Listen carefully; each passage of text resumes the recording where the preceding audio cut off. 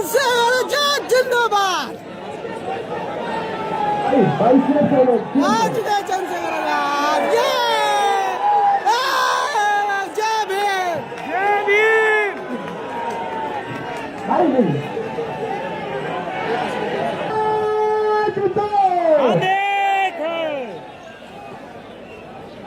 छात्र एकता, छात्र एकता, युवा एकता, किसान एकता, जवान एकता। अभी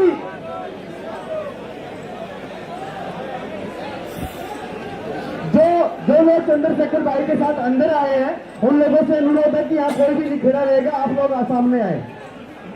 आप लोगों से अनुरोध है कि आप लोग सामने आए। वॉलेंटियर साथियों से अनुरोध है कि इनको आगे की तरफ लेके जाएं, आगे।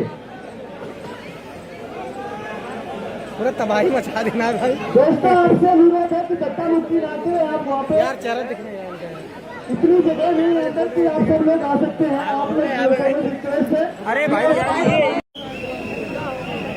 ना उनको कोई नौकरी चाहिए सरकारी, ना उनको कोई पेपर देना है।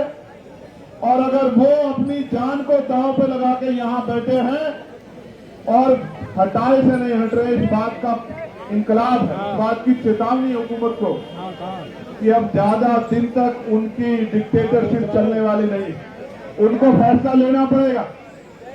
मैं तो देख रहा था जहां लोग अपनी लड़ाई नहीं लड़ते, जहां लोग अपनी समस्याओं में नहीं खड़े होते, मुझे सहयोग से ये भी कहना पड़ेगा इस देश के नौजवानों को अपने बारे में सोचना चाहिए, सोचना चाहिए उन्हें अपने बारे में। आज वो इसलिए घर से बड़े पैमाने पर नहीं निकल पा रहे हैं क्योंकि घर के लोगों को लगता है कि अगर वो जाएंगे तो किसी मुसीबत का सामना करना पड़ सकता है। अगर आप अपनी लड़ाई अपने आप नहीं लड़ोगे तो आपकी लड़ाई कौन लड़ेगा। मैं पूरे धन्यवाद देता हूँ इस मंच को, वो हमारी बहनें हमारे भाई जो बैठे हैं भूख हड़ताल पे, अनशन पे, तो डटे हुए बारिश में, तूफान में, गर्मी में, सर्दी में। और मैं खुद आंदोलनकारी मैं जानता हूं कि जब कोई आंदोलन करने निकलता है तो उसको कितनी तरह का सामना करना पड़ता है। उसमें भैया चंद्रशेखर, भैया चंद्रशेखर जय भीम। लो भैया पूरा जाम करता, पूरा जाम हो चुका है। चंद्रशेखर भैया शेर आया, शेर आया। मैं आपसे आग्रह करूंगा कि आप बैठ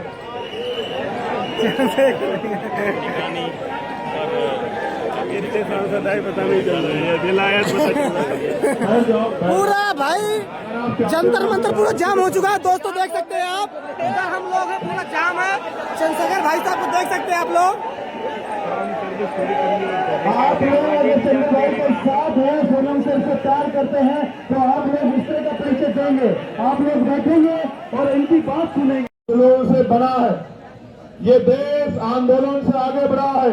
इस देश ने आंदोलन से अंग्रेजों के पैर उखाड़ दिए थे और ऐसे ऐसे आंदोलन जो अंग्रेजों की भाषा बोलेगा, जो अंग्रेजों के रास्ते पे चलेगा, जो अंग्रेजों को अपना आदर्श मानेगा, उन सबके पैर भी ऐसे ऐसे आंदोलन उखाड़ देंगे जो आज तानेशाही कर रहे हैं। क्यों नहीं, वो मैं जानना चाहता हूं कि धर्मेंद्र प्रधान जी को क्यों नहीं जा रही आवाज, प्रधानमंत्री जी को क्यों नहीं जा रही आवाज, गृह मंत्री जी को क्यों नहीं जा रही आवाज। और वो सरकार किसका इंतजार कर रही है कि ये इस मंच पे बैठा है, ये शख्स जो है, जो एक वैज्ञानिक है, जो एक पर्यावरण का मित्र है, जो देश की धरोहर है, वो मर जाए, इस देश की बात का इंतजार कर रही है। रही बात चंद्रशेखर भैया। अभी और रहेगा, पहले वो हिंदू मुसलमान जैसे वो भी यहाँ करके देख चुके ये लोग,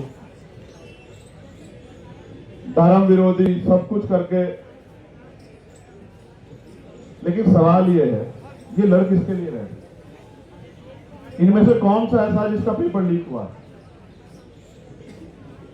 क्या जरूरत है इनको आने की, क्या जरूरत है इनको खड़े होने की?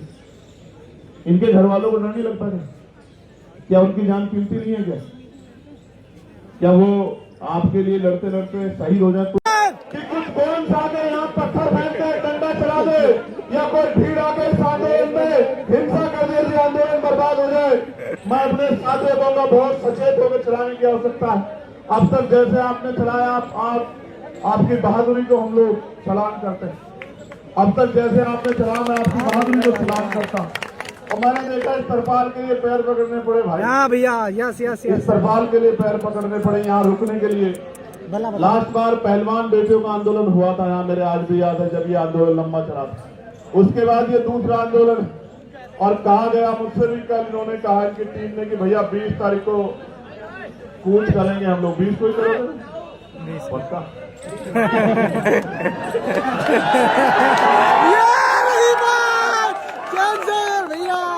लिखो, नोट करो कि 20 तारीख को कूच करेंगे। मेरी बात का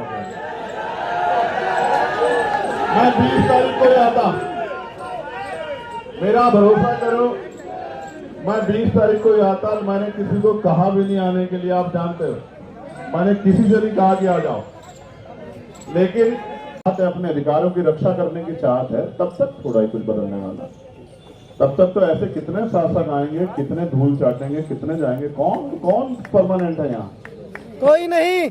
कौन परमानेंट है? तो आती जाती रहती है। जिसके घमंड में हो, जिसके घमंड में कुचल रहे हो। क्यों नहीं सुनाई दे रहा आपको?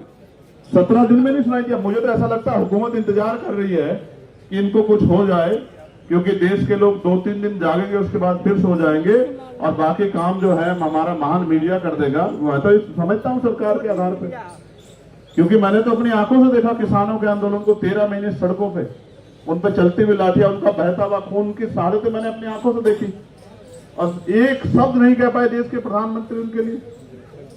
बस आरोप तो लगाते थे कि ये खालिस्तानी है, इन पे फंड आ रहा है, अमेरिका से आ रहा है। ये आरोपों के बाद कोई सच्चाई की होती है क्या आपके पास? आज पता लगा कि हमने ये जांच की। मैं हाथरस गया था, 100 करोड़ की फंडिंग की चंद्रशेखर आजाद को इस आंदोलन करने के लिए। मैंने कहा 1 रुपए की साबित कर दो, जीवन में कभी सड़क पे नहीं दिखाई दूंगा।